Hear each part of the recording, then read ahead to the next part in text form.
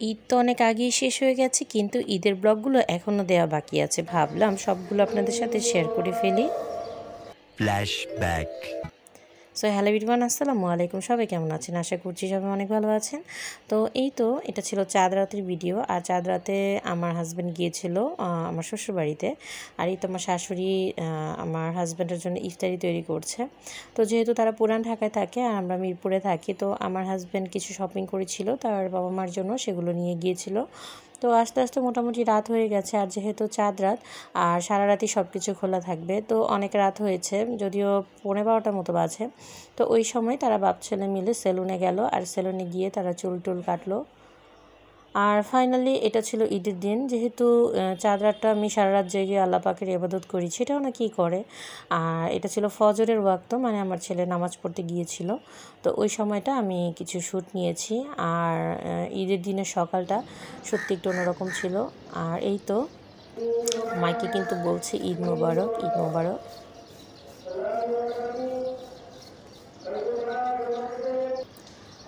ঈদের নামাজ কখন হবে সেটাও কিন্তু মসজিদে অ্যালাউন করে জানিয়ে দেওয়া হচ্ছে সকলকে।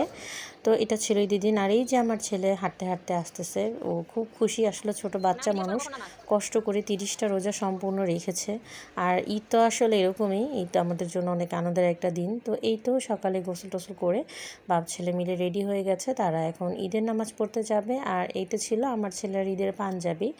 তো এই তো আমি ওকে পাঞ্জাবিটা পরিয়ে রেডি করে দিচ্ছিলাম যে যাবে। তো খুব সকাল সকাল যাচ্ছে তারা, প্রথম জামাতেই তারা নামাজটা পড়বে, এই জন্য সকাল সকাল রেডি করে দিচ্ছি। তো এই দেখেন আমার ছেলে কি বলতেছে ক্যামেরার সামনে এসে।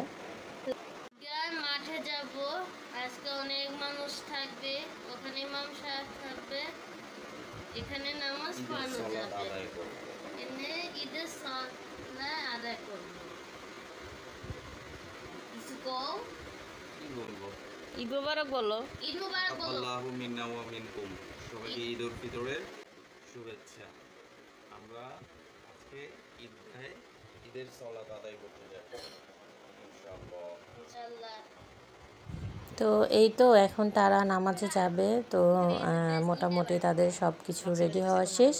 এখন মিষ্টি মুখ বলতে এত সকালে তেমন কিছু ছিল না, তো আমি যেহেতু খেজুর আর খুরমা ছিল, মিষ্টি মুখ করিয়ে দিলাম। মিষ্টি মুখ করে নামাজে যাওয়াটা সুন্নত।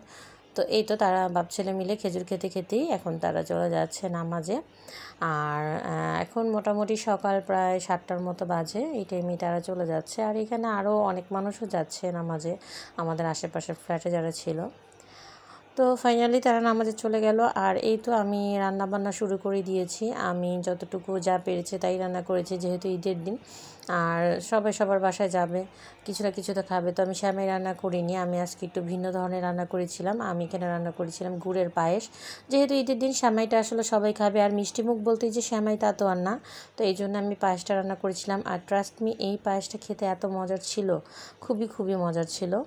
তো এইভাবেই আমাদের ঈদটা আমরা পার করলাম। আর আশা করি সবার ঈদটা ভালোভাবে কেটেছে। আর কি বলবো, এই তো রান্না বান্না করেছি, পোলাও মাংস এগুলো তো রান্না করেছি ঈদের দিন, যেহেতু রান্না তো করবোই, সবাই খাওয়া দাওয়া করবো, একসাথে আনন্দ করব। যেহেতু আমরা মুসলিম, আমাদের উৎসবের দিনটাই হলো ঈদের দিন। তো এই ছিল আমার ঈদের দিনের ব্লগ। এছাড়াও আরও অনেক কিছু আছে, আস্তে আস্তে আপনাদের সাথে শেয়ার করব। ব্যস্ততার কারণে আমি আসলে কিছুই শেয়ার করতে পারিনি। তো আশা করি আপনাদের সাথে এখন সব কিছুই শেয়ার করব। সবাই পাশে থাকবেন, ভালো থাকবেন, সুস্থ থাকবেন। আসসালামু আলাইকুম, আল্লাহ হাফেজ।